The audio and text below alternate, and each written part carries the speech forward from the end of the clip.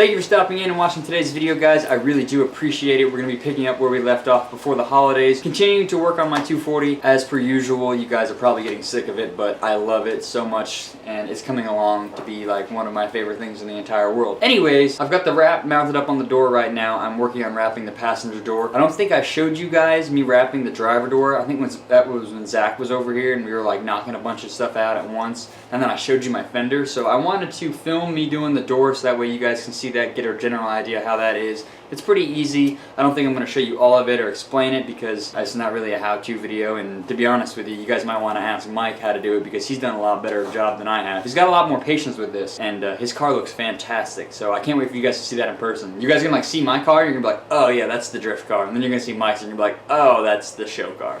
It's pretty ironic and weird that we're both building 240s on the same channel, but we already had two 240s on the channel, and it's kind of just like picking up where we left off. But anyways, I'm rambling. I also have my little firewall template built up for my fuel cell. I've been calling it a fire box because that's what it is more so than a firewall. I've just cut out some cardboard. All those boxes that I had laying around here, I finally put them to use this morning. Started cutting out a little area, like showing you how the box is going to sit. And I also pulled out all of the dumb sheet metal this guy put in around the fuel cell, so you guys will get a better idea of how that looks. But before we jump into any of that and before I continue to ramble on, let's jump on wrapping this door really quick, get that knocked out, and then we'll move forward.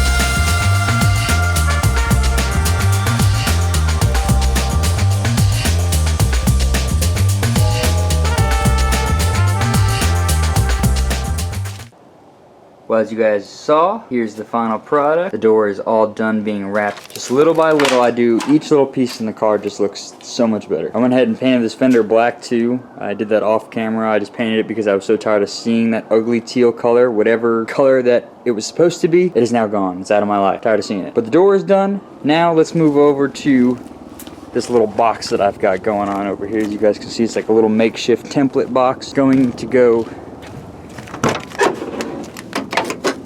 in the hatch of the car, and prepare for your eyes to bleed. That's what I'm dealing with. He cut out just about everything around the fuel cell and where the factory tank was. So what I went ahead and did, now these are just rough cuts, nothing serious. I still have to move everything right there, like the fuel pump and stuff. I did it when I was like cutting this stuff out. I pulled everything out of my way. Come on, helicopter. I'm trying to film here. Like I was saying before the helicopter flew over, I had the fuel pump and the wiring harness and everything moved out of the way when I went ahead and sat all this in here, but I want to show you guys right now just so I can kind of get the point across. But I'm going to trace out 2 pieces of metal to sit right here to cover up either side. I still have to figure out what I'm going to do about that area. I might leave it exposed or open or a small portion so that way I can get the lines to run through it, because my plan is to take this little box here that I've constructed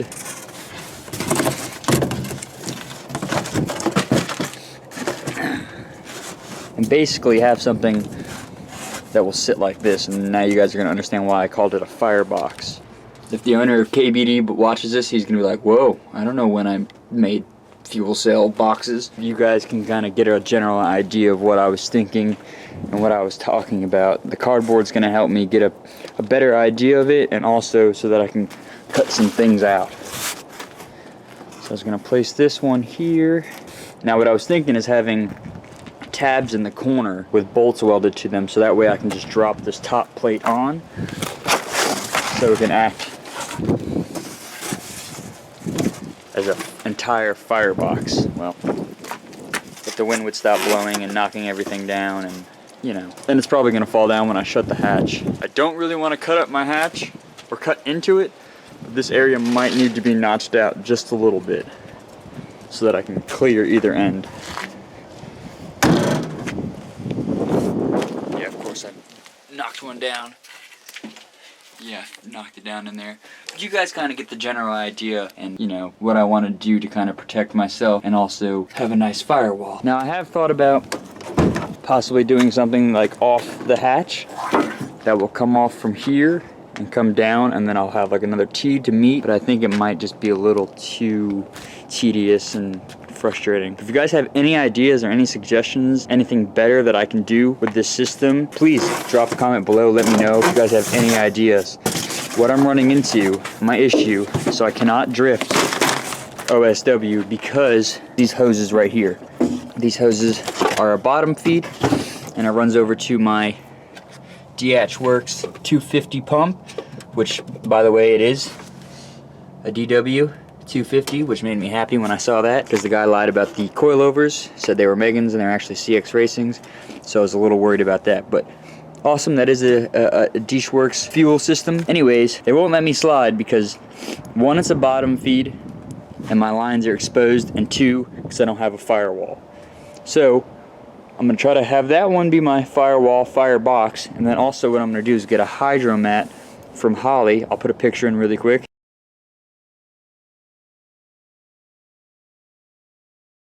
Get a hydromat from Holly and install that inside the fuel cell. Have a fitting off the hydromat that comes up to this point right here, and then run a 90-degree over and down to the fuel pump. But I might move the fuel pump down here on the firewall and then run another line down into the factory fuel lines, if that makes sense. That's my plan. If you guys have any suggestions, please let me know, because any help is awesome.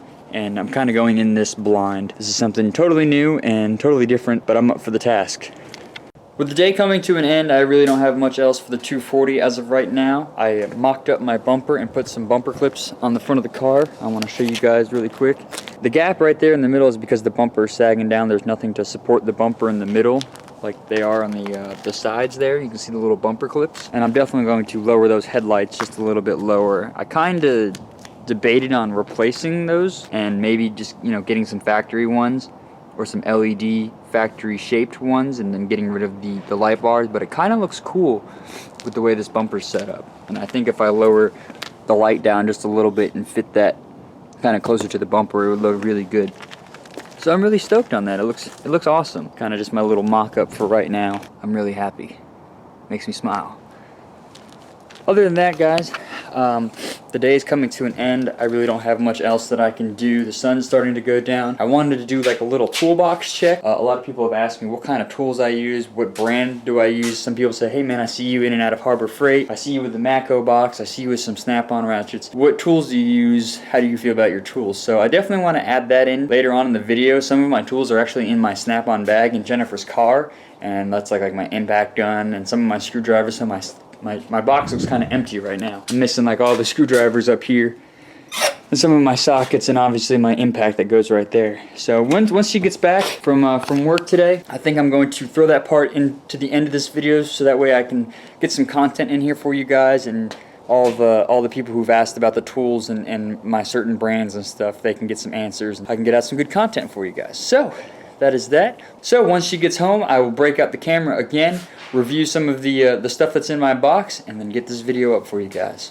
So it is the following day, guys. My girlfriend came home from work last night, and I was editing this video, and she went to immediately cooking dinner on her new little griddler she got for Christmas. So it was kind of awesome. It turned out to be a nice little dinner that we had and hung out. And then when I checked the time, it was about 8:30, and it was a little too late to do this, this toolbox check is what I've been calling it, to So I figured why not, let's knock it out right now before this video wraps up. I have all my tools back in place and I just wanted to show you guys really quick and answer some questions that some of my subscribers and some of my Instagram followers have been asking. So as far as my hand tools and stuff goes, I'm pretty big on the snap-on hand tools. I have a lot of snap-on sockets. I bought some sets when I was living in Colorado and they're awesome. They work great, they're heavy duty, they have a nice lifetime warranty, and the ratchets really make me happy. So this is a snap-on 72 tooth ratchet, and you guys can hear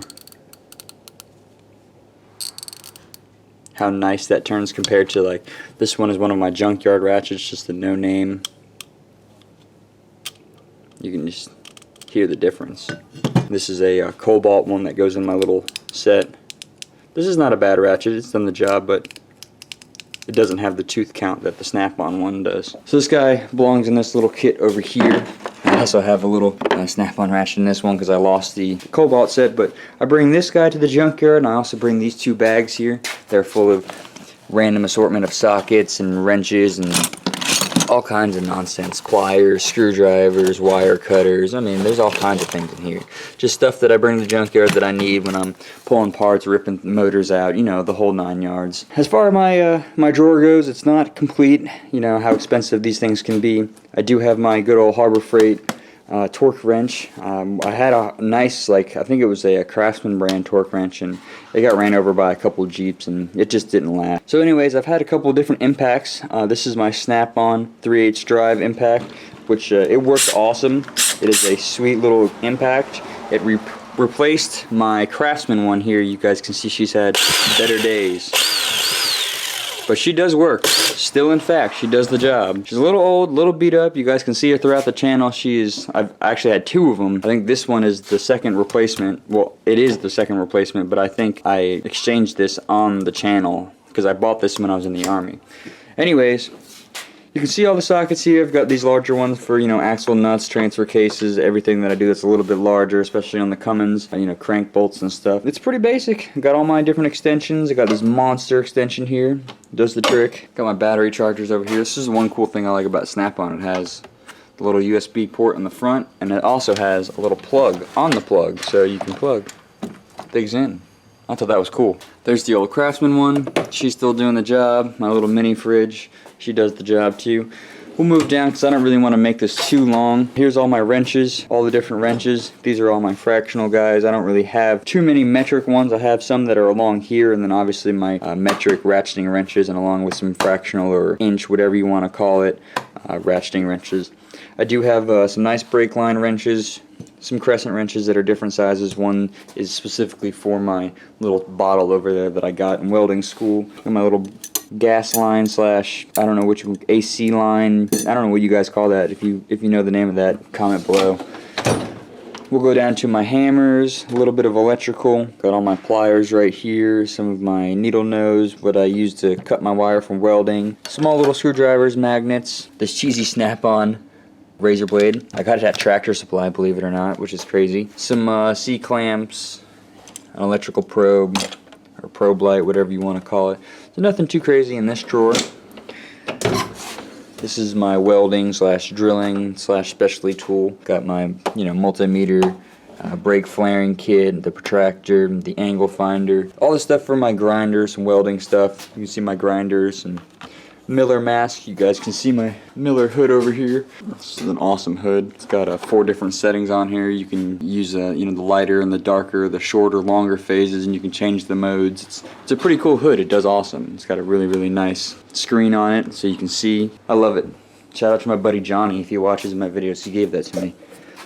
So that's the drawer there, and then we will move down lastly to this giant cluster drawer. I don't really have a name for it. It's got my Dremel, my drill, my Sawzall, another little grinder that's in there. It's got some boxes from some of my tools I bought. A Matco screwdriver set, and then I bought some Snap-on pry bars, which come in handy. They're really awesome. I love them to death. But that's about it. It's really basic. This is my first box that's over here. Back when I was fresh out of high school, my parents bought this. I had a little bottom with it, but since you know, has seen better days. I got rid of it or gave it to somebody, or the wheel probably fell off. You know, it was like $130. But surprisingly, this box has made it. It's been in almost all of my Jeep, including the black one that I built in Colorado. So I just keep her around because she holds all kinds of spare parts, welding things, just all kinds of nonsense. Push rods, there's all kinds of things in here.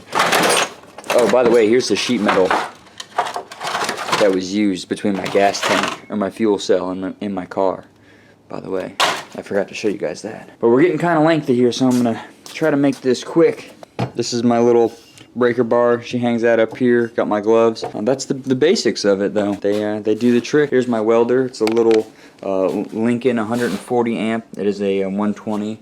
As you guys see that I weld in here all the time. This is my makeshift little setup I have here. This is the only outlet in the entire garage. Annoying. I have it ran off this little power strip here, and then I have a larger power strip. Shout out to Matt Thompson if you're watching this. He gave me this awesome power strip, and me and Dalton used double-sided tape, and it's been up there since, and it works great. It's got all these different plugs on it, so it powers the good old mini fridge, which I think is empty. Oh, nope, it's got some Mountain Dew in it. This does work good. Keeps your beer nice and cold. It will freeze it, and all of my junk right there. But guys, this video is getting a little lengthy. I did not want it to be like 20 minutes, so we're gonna wrap this up. I hope you enjoyed this content. I really do appreciate each and every one of you watching the videos, everybody who hits the like buttons and drops the comments below. Thank you so much. I will see you guys in the next video. Take it easy. Later.